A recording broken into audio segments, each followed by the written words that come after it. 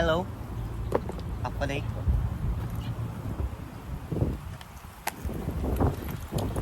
Today. Andito tayo sa ano bang tawag sa spot na to? Wala pa ako may pangalan eh. Tawag ko lang dito is roundabout spot. 2 walls. Circle walls.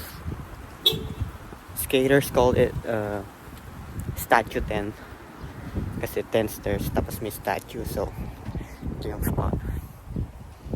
There you go. Right there, yeah. So mamaya bigyan ko yan ng spot tour. So ang goal natin dito ngayon is reverse vault cat flip. Oh shit.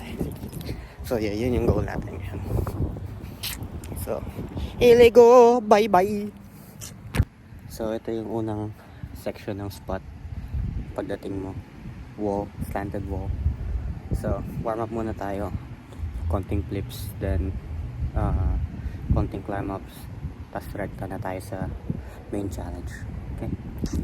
Gonna crack my ribs. Gonna crack a rib when I get home. I'm gonna... If you know, you know. So, yan. Tapos na tayo mag-warm up. Dito tayo. Konting flips. Flips.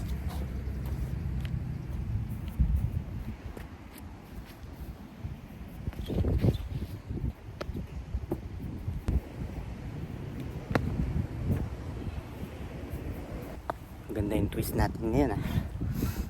Parang try natin mag-dub. Mamaya.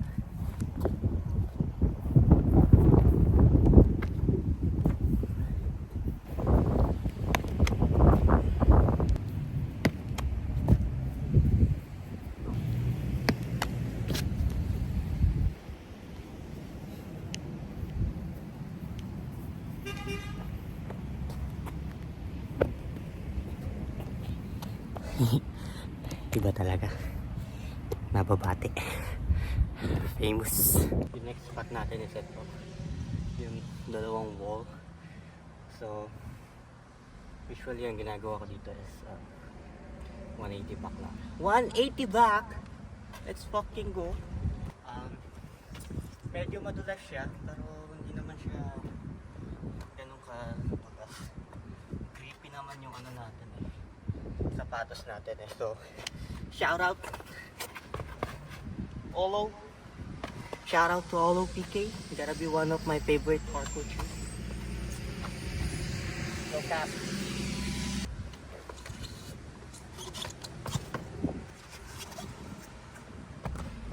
Yung layo niya is teka lang, hindi mo bilang. 1, 2, 3, 4, 5, 6, 7, 8, 9. Let's say 8.5, 9. This is the run up. May run up naman siya. So this is the ball. Ito yung height niya.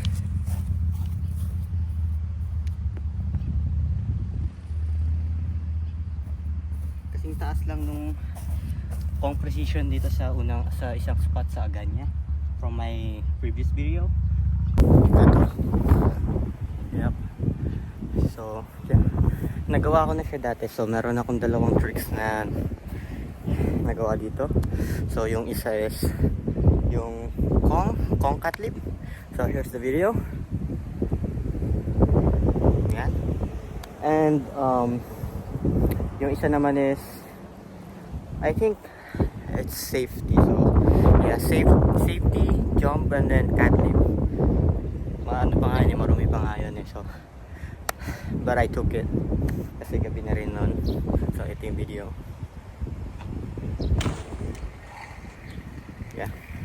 Yeah, so ngayon try natin is reverse naman. Yung sa Kong dito ako kasi may dalawa siyang ano eh. 1, 2. So ang ginawa ko sa Kong is dito ako sa may pangalawa. Since may hirapan tayong kumuha ng distance sa reverse, kapag medyo magda-dive pa tayo, kung dito tayo sa may pangalawa, try natin sa una dito. And nakakatakot din siya kasi mataas nga. Actually hindi naman siya ganun kataas yung drop niya, hindi siya ganun kataas, pero nakakatakot pa rin. Ito yung height niya, papakita ko sa inyo.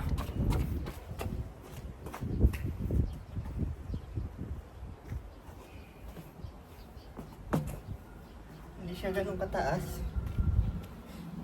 hindi naman ganun ka big deal yung height niya, and malapit lang naman siya. So bago natin gawin last two, this is my favorite trick in this spot. 270 cat.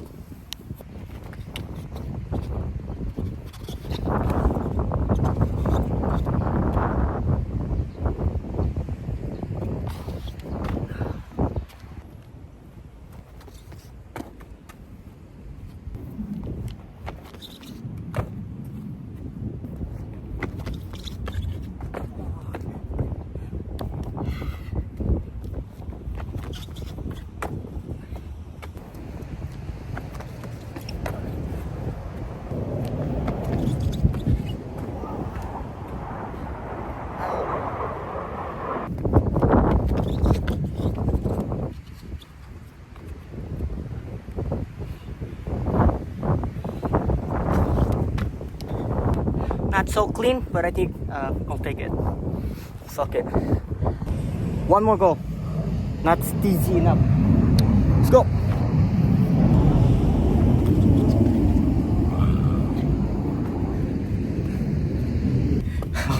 Ouch. Ouchie.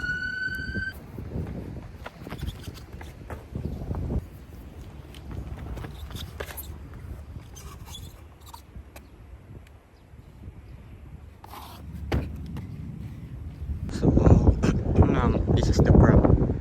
So, dito tayo. Dito, nandito. Lakas ng hangin. Dip-dip lang naman. So, ang goal lang naman natin is para sa prep is kahit is flat lang muna. So, yung paa natin ay kahit umabot natin.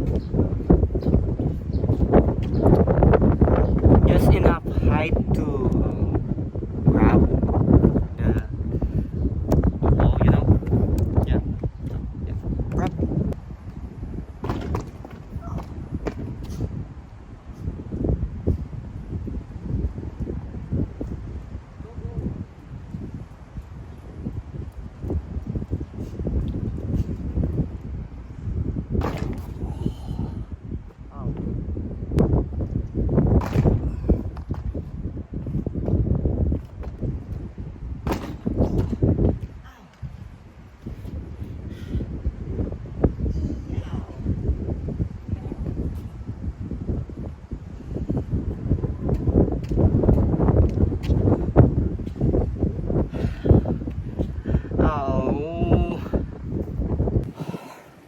So, yeah.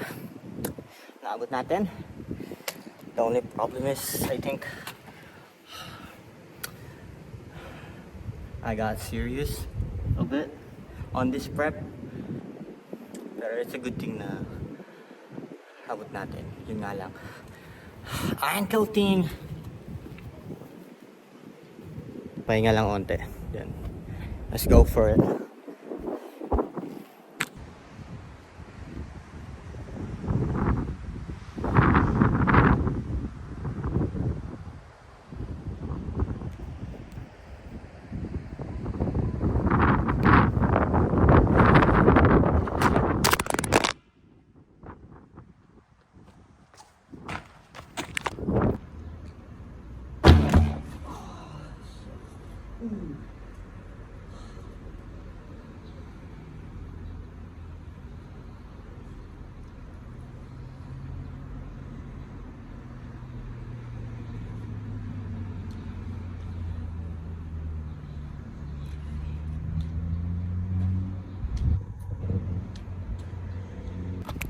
Meow.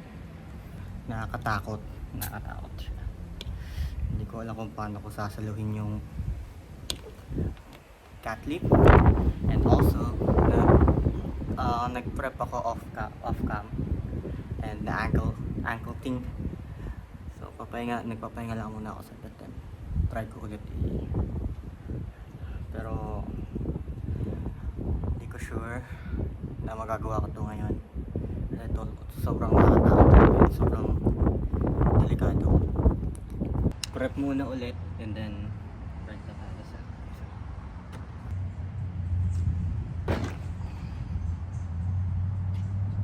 hindi ko siya ramdam sa prep, so I don't think it's smart to still do it, lalo na sa condition ng paa ko ngayon. Ilang beses ako na ankle thing kanina. Ay nako, disappointment. Ang nakikita kong solution na ngayon is dito tayo sa mas mababa. So, yeah, full send natin dito sa mababa. So, for now, yun na lang muna. And then, after that, kapag nakuha natin, tingnan natin kung kaya natin yung commit dun sa mas mataas. So, ngayon, dito muna tayo sa mababa. Siguro, ito lang yung smartest decision sa trick na to kasi sobrang risky. And alam mo naman, mag-isa lang tayo, hindi tayo pwedeng madisgrasya. So yeah, let's go.